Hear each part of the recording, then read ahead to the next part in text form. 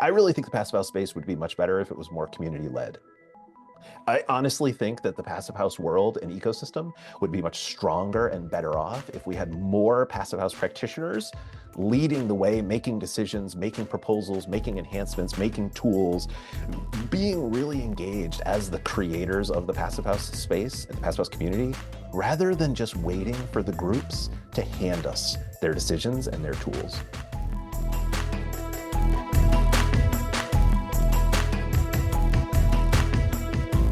Hello and welcome to the Reimagine Edit, a special series of the Passive House podcast that shares curated insights from our experts in residence at the Reimagine Buildings Collective, our membership community of building professionals stepping up to tackle climate change.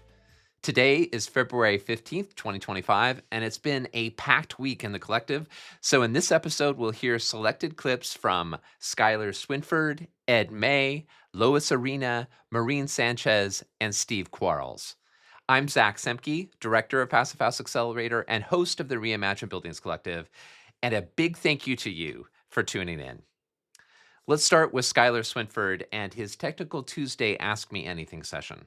Skylar is a great friend, a former colleague from our days at Hammer in Hand, and a nationally recognized passive house modeling expert.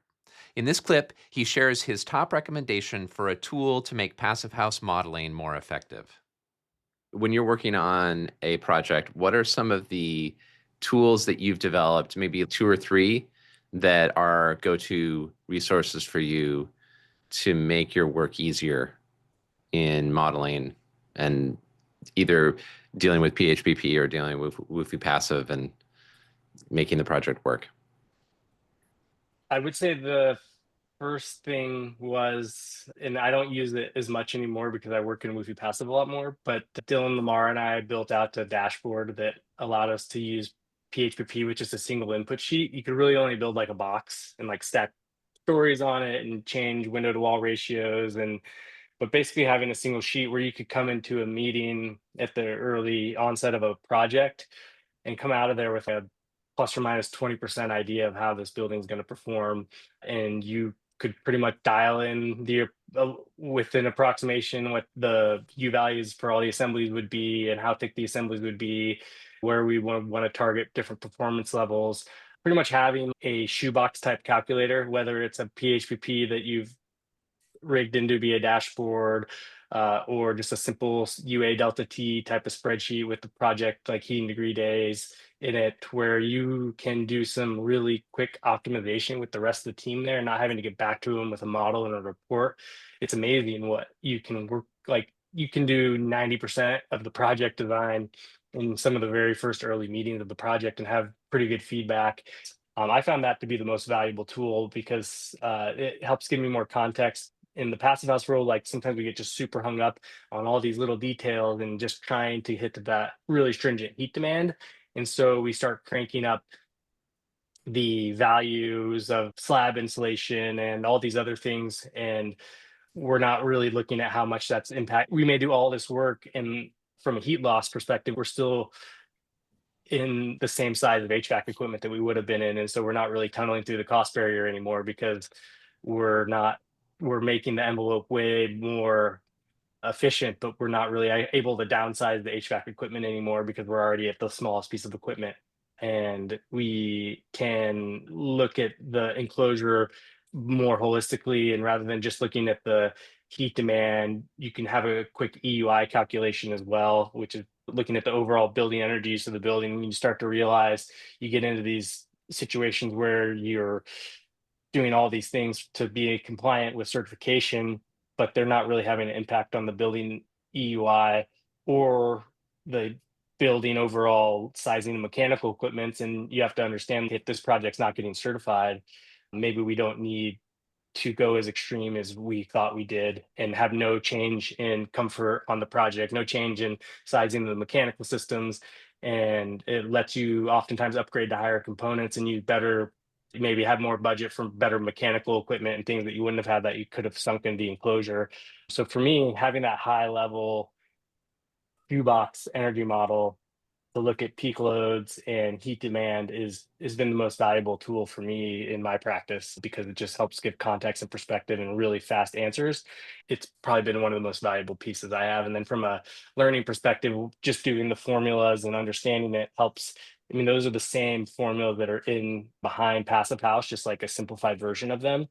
And so it really just helps the learning process. I think when you are doing the math yourself and forcing yourself to go through the formulas, just kind of like you have to do for the CPHC training and testing, even though it seems dumb at the time, the more you can understand it, the better it is, because then you start to understand just the holistic heat flow in the whole building and look like you start to look at the U value of the entire building rather than just getting laser focused in on components and trying to like turn up the knob on one component that's not really improving the U value of the overall enclosure. So that would be my one level of recommendation, is to have a tool like that. There's something about just getting instant real-time results and simple inputs that are manageable that you can show real time. And then that ties into the calculator that I developed that does this with some inputs for different insulation and window types from the beam tool. And then you can start looking at operational energy and comparing that to upfront embodied carbon, and to really and it helps it put everything in context as well with the projects. There's always people on the project team that are like, this seems extreme, or this seems crazy, or we're never going to pay back this EPS foam or this exterior foam. You can explain, yeah, we were able to go to the smallest heat pump system, and the leaking refrigerant of the smaller heat pump alone is going to offset all the EPS foam under the slab or something like that. But as soon as you like do some back of the envelope math, like it becomes very apparent. And so it can help get the project team informed and everyone on the same page, because it sucks when you're working on a really cool project and there's people that are naysaying it, which happens, but it's just good to have the data and just for your own knowledge, because those things are what we're doing this for, in my opinion. Like, we're trying to electrify buildings, and we're trying to flatten load curves, and we're trying to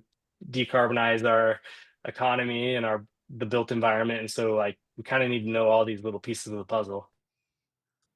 There's a ton more where that came from. So if you're a member of Reimagine Buildings Collective, check out the replays tab of the Ask Me Anything space to dive into the full recording.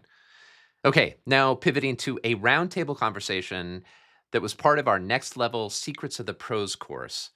This conversation features three powerhouses of Passive House Consulting: Ed May of Building Type, Lois Arena of Stephen Winter Associates, and Marine Sanchez of RDH Building Science. Let's start with Ed's call for a more community-led Passive House movement and Lois's response. I really think the passive house space would be much better if it was more community led.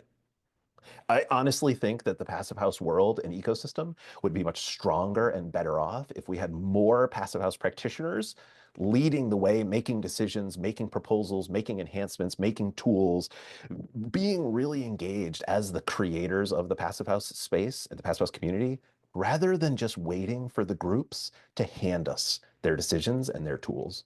So that's what I'd really like to see in the future going forward, is more of a community-led, community-decided passive house space, passive house environment, passive house ecosystem of tools and groups and people and agencies, rather than this kind of hierarchical system that we have right now, where we all sit around waiting for decisions to come down from the groups. That's a perspective. That's my opinion. Feel free to object and disagree.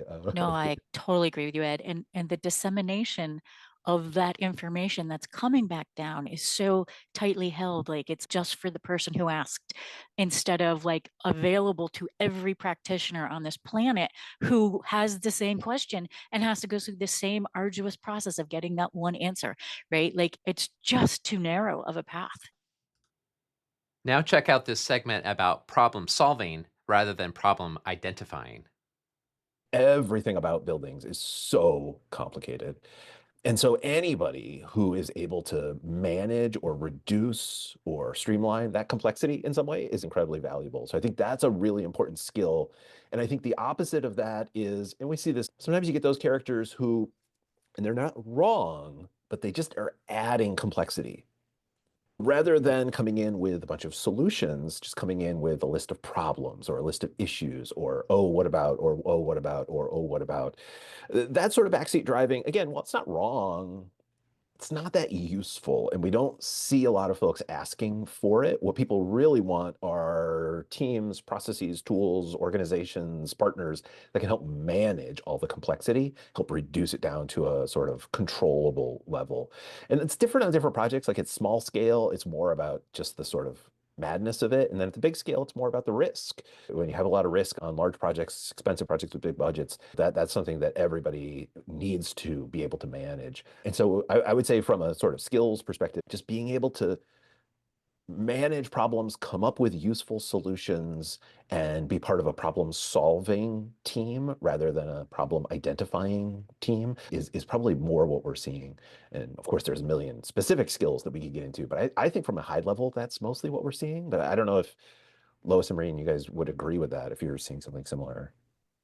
100%. It's something that I try and instill in our younger staff when we hire them, and they hired you to help them navigate this. This is your job.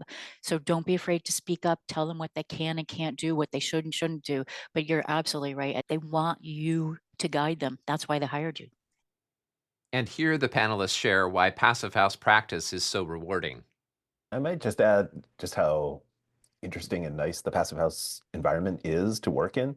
There's a lot of ways to work in the building industry, and a lot of them are a bummer. But working in the Passive House space is really fun, and everybody's super nice, and it's really, I don't know, it's pretty exciting. So there's a lot of challenges, but it is also a great way to engage with the construction industry and get to work in this sector. It's a wonderful group of people, just to say that and reiterate that. Mhm. And Cool. I will say this. If you are actually going for certification, whether you make the final or not, the buildings are performing very consistently, no matter which standard you're in. So if you need that extra oomph and proof that you're going to get the savings that we're predicting, we've got data now. Mike, I'll tie it up with, if you're doing a Passive House or not a Passive House project, still think that the Passive House framework is incredibly useful. We design better, we build better, there's better QA/QC. Exactly to Lois's point, the certification shows you that it's the end product is what you delivered. So don't narrow down on the stamp only. Think that the skills that you're learning through your Passive House journey, yes, apply them to Passive House projects, but if you don't have your first Passive House project ready right now, you can still use the framework, and it is robust. It is guiding you as to where the industry is evolving, how tomorrow everybody will have to design. So also don't narrow down just on the stamp, and if you don't have the stamp, it doesn't useful, whatever. The industry is moving there. So I only wish you Passive House projects for 2025. But if it's not, rest assured that this is still extremely good learning and being put to good use. Okay, so don't lose the bigger picture. Great advice from Marine there. Okay, now let's pivot to Friday's Ask Me Anything about fire resilience. Here, Mary James, Passive House Accelerator's senior editor, asks building fire hardening expert Steve Quarles about insulation as fire resilience. And Steve offers a primer on ember ignition scenarios. What about a combustible insulation product like, I don't know, cellulose or something in the framing, and then just a stucco coating on top if it's applied really well? Do you feel like that's a vulnerable assembly from a fire resistance point of view? And a related question to that is, so if you put mineral wool on the exterior, let's say you really didn't need it from an insulation point of view, but you were worried about fire resistance, you wanted to cover it up, would 1 inch be enough? 2 inches? What are we talking about here? So I think let's just step back and talk about how homes ignite or how buildings ignite. And also the fact that we have sort of two things we can adjust when we're trying to reduce the vulnerability of a building. And those two things are, we can do something to the building itself in terms of materials or sort of design features and how the materials are put together. And we do something about the combustibles on the property. So the embers can ignite something directly. For example, they can land on a wooden deck and ignite it directly without the help of any other things in the way. If a home happens to have a wood shake or shingle roof, then it can ignite that roof directly without help of anything else. I think that's a relatively small part of these ember ignition scenarios. The other ignition scenario that involves embers would be what I call an indirect ember ignition scenario. So embers ignite debris and gutter. Embers ignite mulch next to the house or next to the building. Embers ignite wood pile near the home or building. So indirect ember ignition scenarios really result in a flame contact or radiant heat exposure to the home. This next statement, I think people understand, but people keep saying it, so maybe people don't really understand, but it's not really the wildfire burning to the home. It's embers from wildfire that ignite things on, around the home. That is the cause of ignition. You see this just by looking at homes that are destroyed. Often you have live vegetation around this home. So I don't really think that having cellulose insulation in a wall with stucco cladding, particularly if it's a traditional 3-coat kind of stucco, I don't think that's really a problem. If the house ignites and burns to the ground, then clearly the cellulose insulation will be a part of it, but it's not going to be the start of it. You're going to have a neighbor that's very close that's burning, that house burns. You're going to have a large wood pile. You're going to have a tool shed, something that provides a pretty long and relatively high radiant heat or flame contact exposure to the side of the building, such that either you're going to break the glass in a window on the wall, or you're going to have such an intense exposure that the stucco is going to undergo a lot of dehydration, cracking, and you're going to have little voids opening up in the stucco, and then convective heat transfer in, igniting, sheathing, then getting in. But it's a fact that you had such an intense exposure outside of the home that resulted in this kind of scenario where the insulation in the stud cavity had a role. So then your question about using mineral wool, whether 1 inch or 2 inch, there's a number of fire resistant materials that can be used. Mineral wool is one. There's a gypsum fiberglass product that I'm pretty sure you've heard of. It's the DINS, that kind of a product. These are all fire resistant materials that provide protection to the wall or to the roof. But if you take that approach and you use that approach to put any kind of combustible thing on the outside, then you've really not addressed the other thing you need to be worried about, and that is flame spread on the wall. By neglecting flame spread on the wall, then you bring the fire to other things that might be more vulnerable: a window, a vent, a gable end vent. If you're going to use these strategies of minimizing the ability of fire to move from the outside to the inside, then you need to also make sure that every other vulnerable component on the wall provides comparable protection, or else that's going to be the feature that results in ignition and loss of the home. The ignition's already happened on the wall. Okay, so a big thank you to Steve, Mary, Marine, Lois, Ed, and Skylar for sharing their insights with us this week. As always, these clips just scratch the surface. So if anything piqued your interest here, please do dive into the full replays of these sessions. And if you're not a member of Reimagine Buildings Collective, please join us. You'll get direct access to experts like these. You'll get to know them, ask your burning questions, and expand your mind and your practice by engaging with these thought leaders. Head over to reimaginebuildings.com to join. Speaking of joining the collective, I want to celebrate this week's new members. A big welcome to Thomas McWalters, Zach Wilson, Arthur Hurley, and Joshua Wujek. Welcome to the collective. With that, thank you for listening to this third episode of the Reimagine Edit, a production of the Passive House podcast by Passive House Accelerator. As always, don't hesitate to DM me with anything Reimagine Buildings Collective related. What you'd like to see on the platform, any ideas you'd like to share. We're building this community with you and for you, so feedback is super valuable. And don't forget to invite your friends and colleagues to join us. Thanks, and have a great week. Be well.